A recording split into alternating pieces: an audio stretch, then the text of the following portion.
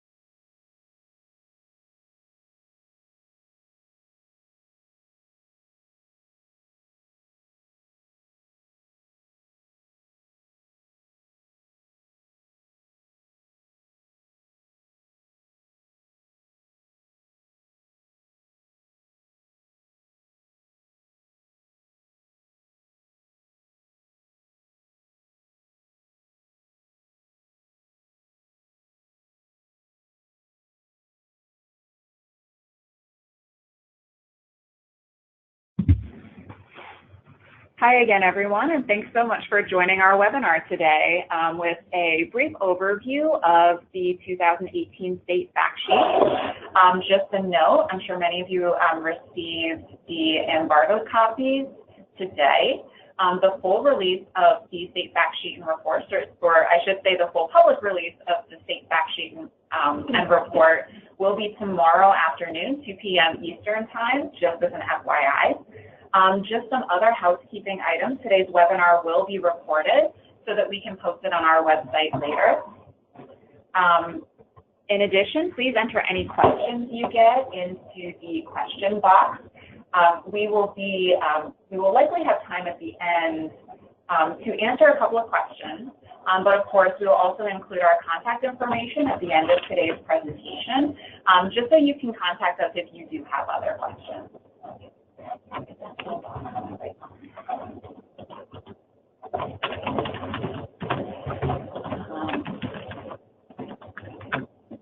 There we go. So our agenda for today, like I said, we'll do a brief overview of the child care landscape. I will hand it over to our data analyst, Christina Haney, to cover some of our methodology and an overview of our state fact sheet. And we are also joined by our new digital advocacy manager, Lauren Robertson, who will give us some quick tips on how to use the state fact sheets in your advocacy efforts.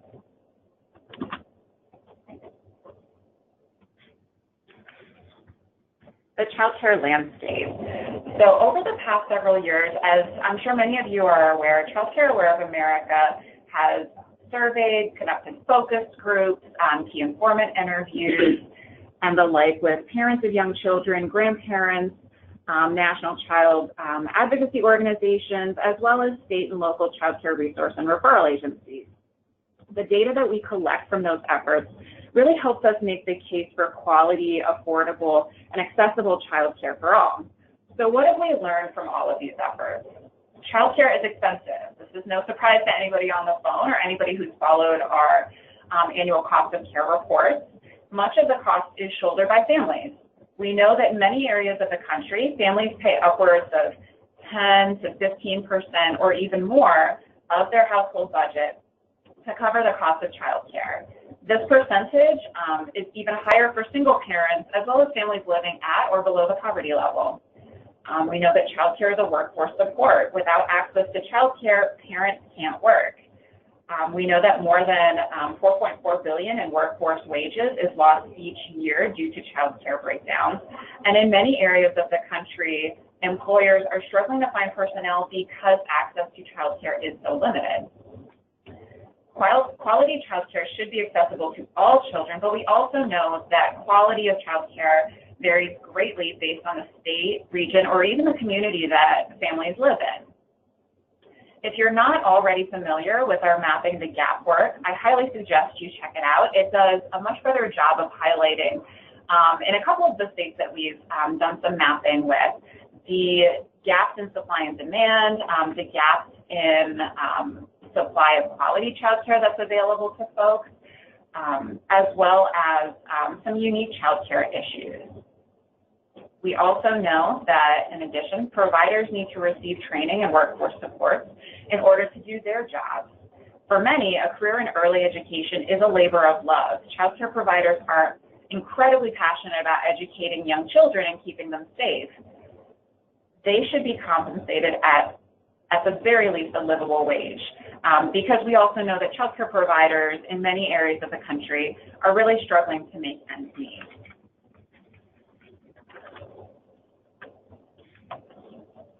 So child care is an investment. I know that I'm preaching to the choir when I say that high-quality early childhood programs contribute to stronger, healthier families, greater economic development, and more livable communities overall. By now, everyone is aware of the science on the benefits of quality early care and education.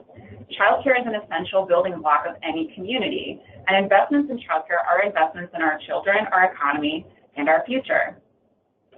The rates of return vary pretty drastically, but many economists have estimated the rate of return for high-quality early interventions to be in the range of 6 to 10% annually for children in disadvantaged families. And long-term returns on investment are as high as anywhere from 13 to 16%, depending on the study completed. So with that little bit of background, I'm going to hand it over to our data analyst, Christina Haney, to give us an overview of this year's state fact sheet. Thank you. So yes, my name is Christina Haney, and I'm the new data analyst here at Child Care Aware of America.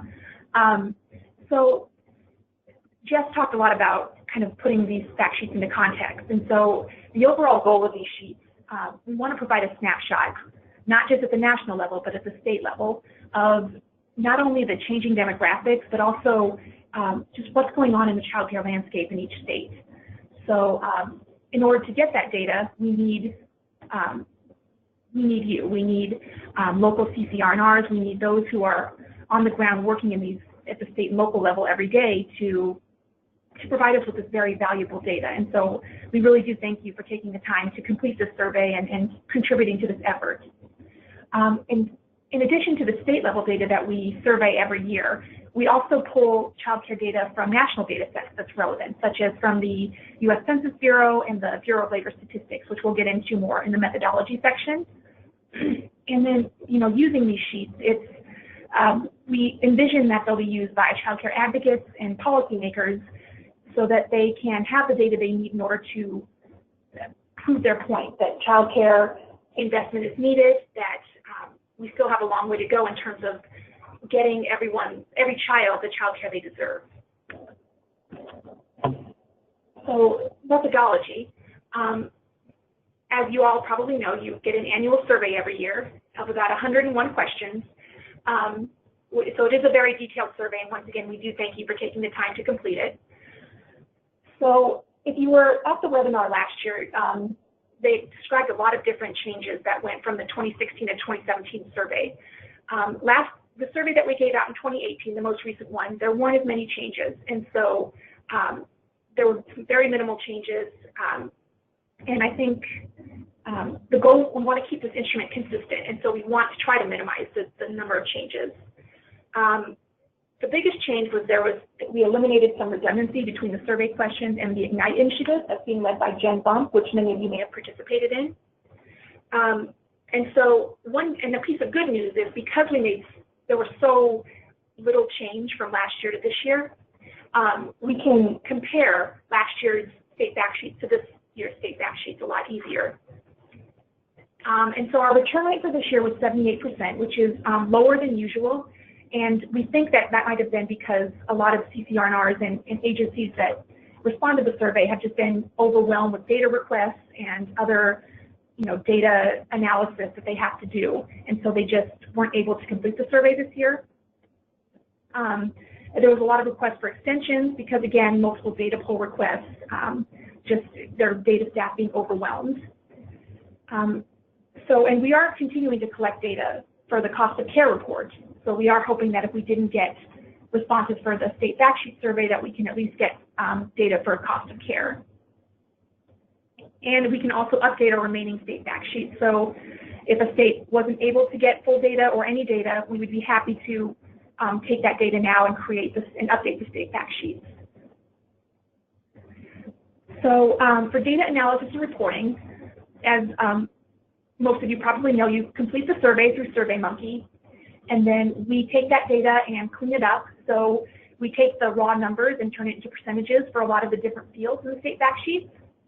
And then we, like I mentioned earlier, we pull data as well from the American Community Survey on such data as the number of working mothers, the number of children under 6, families in poverty, and we do it at both the state level for each state and for the nation as a whole. So you can compare your state, like the number of families in poverty, to the national level.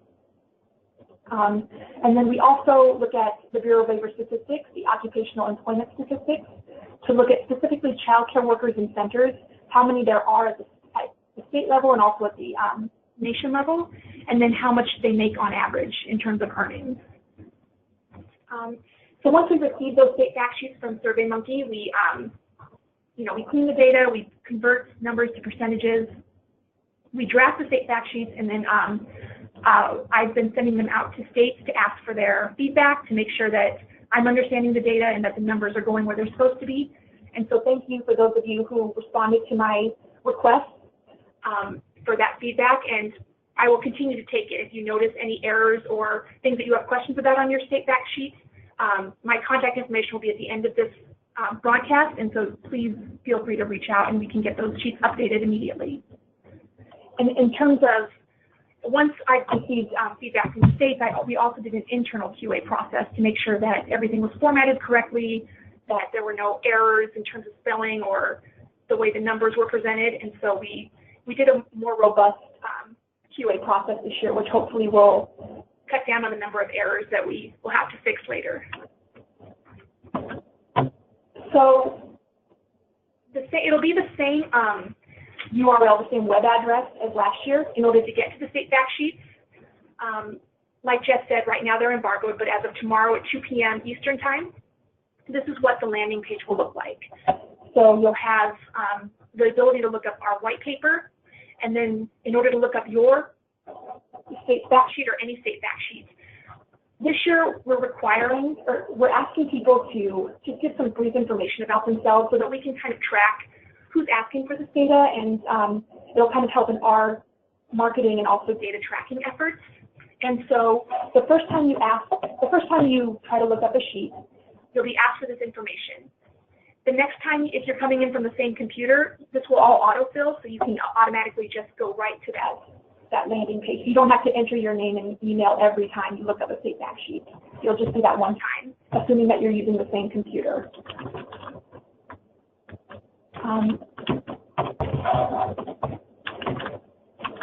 So once you fill out that form, it'll lead you to a page that looks like this, so that you can click on a state that you're interested in and see their fact sheet. And you might remember last year, all of the fact sheets were separated out, so you have to click on individual sheets per state. This year it's all packaged in one PDF. So you'll hit a state, and then any sheets that the state was able to complete will show up in one PDF. So we also have been creating social media tiles, and we have a social press kit that's available. So if you're interested in spreading the news about the state fact sheets and advertising, or just kind of letting your colleagues know about it, there are ways to do that through Facebook, Twitter, and all of our different social media platforms, as well as through the website. So I'll just briefly discuss some of the changes that were made when comparing last year's to this year's. The good news is there's not a whole lot of change. I think last year there was a pretty big revision to the sheet. This year, not a whole lot. So the biggest one is we wanted to clarify the difference between NA and NR. So if you see NA, that means it's not applicable, meaning the state doesn't have a policy or doesn't collect that data around that certain issue. NR means either the data was not reported by the state or it was not available, so the state couldn't have access to it for whatever reason.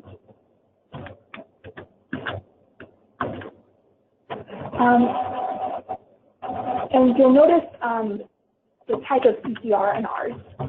Last year, we had state-funded network. We also had a few fields about local. That was removed this year. Again, it was because of the IGNITE initiative that has been led by Jen Bump. And so they will be kind of publishing their own results from that survey and all the different findings that they've had. And so we are excited to see that. But for this year, we will not be putting any data about local CCR&Rs on our sheet. Yeah, just to give a little bit more information, what we found and what we've heard from folks when they completed the survey, particularly for this item, was it's really hard to categorize or to oversimplify, I suppose. It was very easy.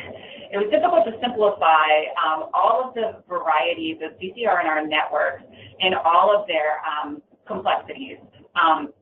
When we look at the data, we talk a lot about how the child care landscape is very different from state to state, and what we found is that CCR&R networks are a little bit different from state to state as well. And so one or two questions that we included on our survey just really weren't great at capturing that information, particularly not for that tiny little box on our state fact sheet.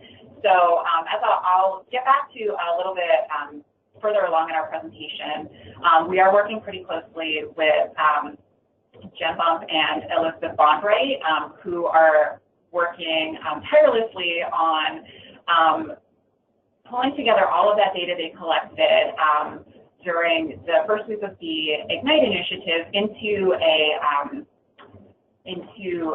way of reporting out a little bit more about the CCR&R landscape across the U.S.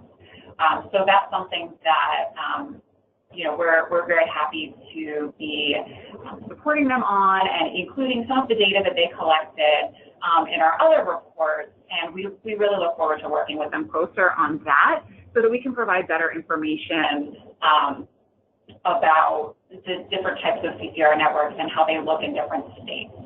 Thanks so much, Christina. I'll hand it back to you. And so I'll just briefly go over the changes that were made to last year's sheets, just in case you weren't familiar with them. So these are changes that were made last year and they're still in effect this year. So for the main page, for the facts about that include like the census data information and the number of programs, the number of slots. Last year, the number of working mothers was added, the number of spaces in childcare programs, and then the types of childcare was broken down more. And so that's going to stay in effect for this year.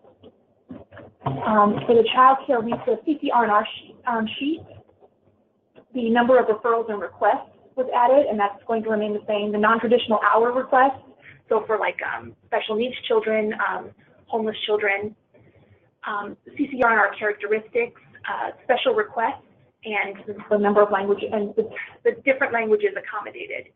Again, those were all made in effect last year, and they will remain on this sheet as well.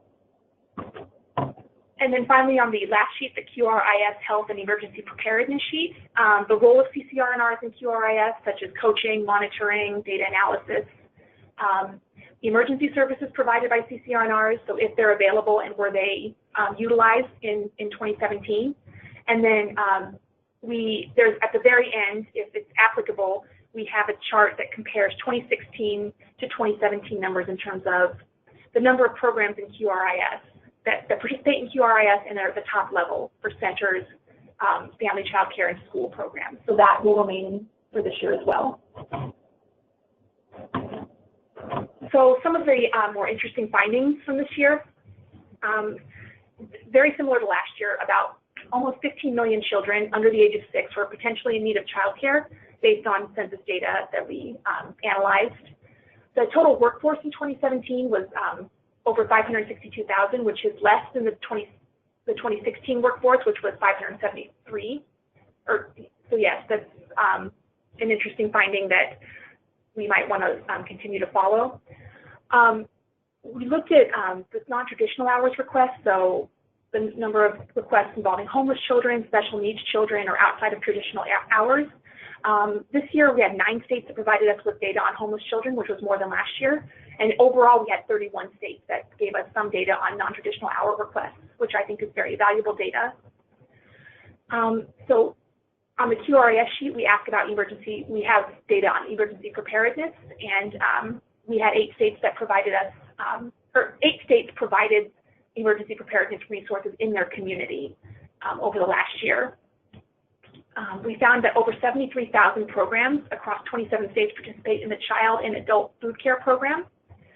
We found that 21 states have a network for mental health consultants for child care providers, and CCR&Rs fielded overall, for all the data we had, they fielded over 1 million referral requests, serving over 443,000 families, which was more than last year's data.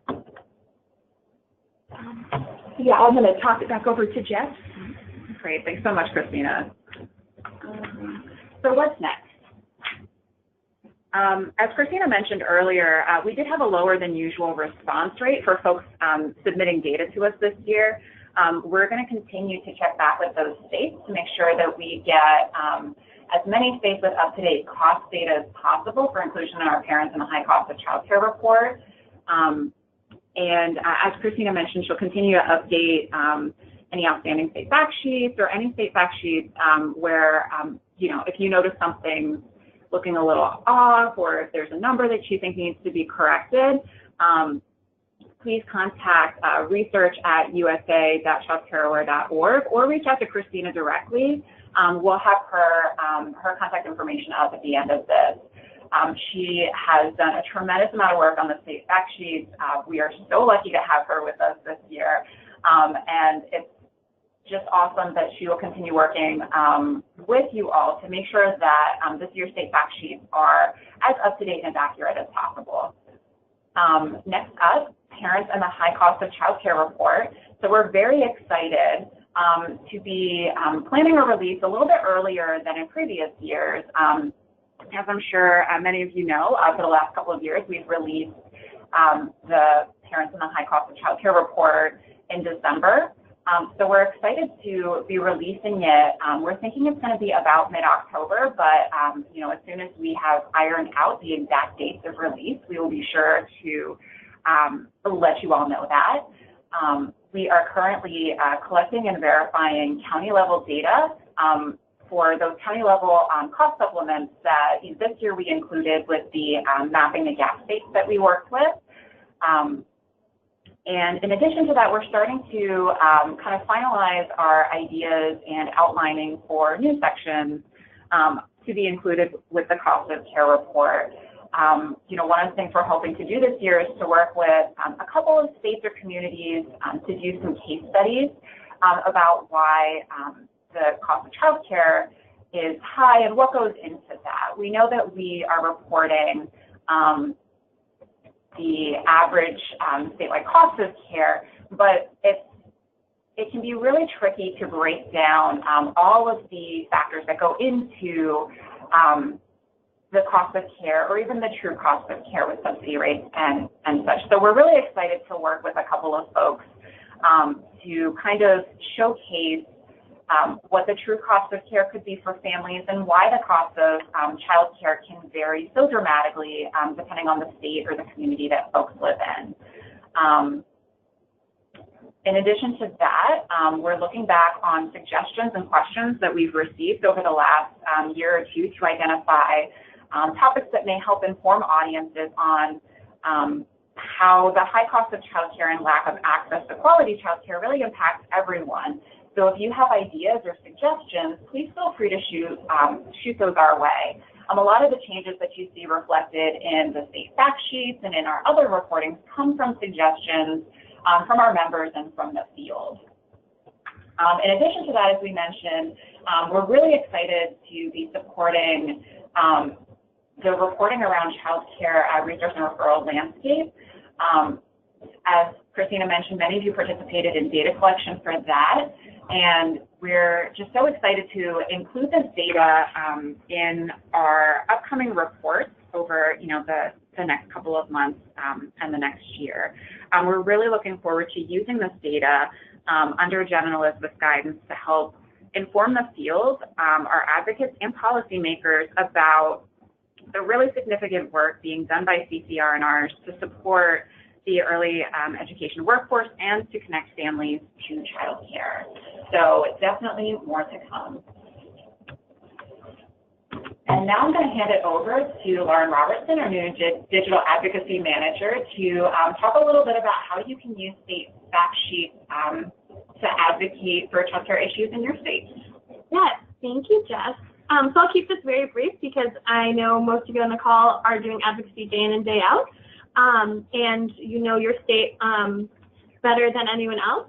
But I just wanted to make sure that we highlight how you can use a state fact sheet for not just looking at data, but how you can use the state fact sheet to tell a story and use that for policy change and for lifting up the stories of family advocates and your own stories as well. So recently, for example, our advocacy team hosted Babies First Town Hall, where we had advocates across the country visit their Congress members and talk about funding for CCDBG, and we encouraged our advocates to also take their 2017 state fact sheets with them because it tells a story and helps give that background to policymakers that might have no idea what the current state of childcare is in their state. And so these are a really good way to highlight issues specific to your state and use them to identify issues that you see in your community. So like I said, you can bring them to meetings, you can send an email to your elected officials with the state fact sheets or invite them to visit our website to learn more about childcare issues. You can share and elevate these stories that you see in your field and connect them with these state fact sheets. So Christina and Jessica mentioned that we have a social media kit that you can use to share the state fact sheets. You can connect that to direct action to help people use these state fact sheets to take action and be advocates. So ChildCareWare has an action center where we have live actions right now. So if you are looking for ways to take action right now, I encourage you to visit usa.childcareware.org/takeaction, and also our ChildCare Works page, which is our advocacy arm of ChildCareWare of America, has a lot of resources to help you develop your advocacy. And always raise your voice. We all have a common interest in that childcare and early education is something we all care about and is all important to us. So translating all of these, the stories of the state fact sheets into advocacy is super important.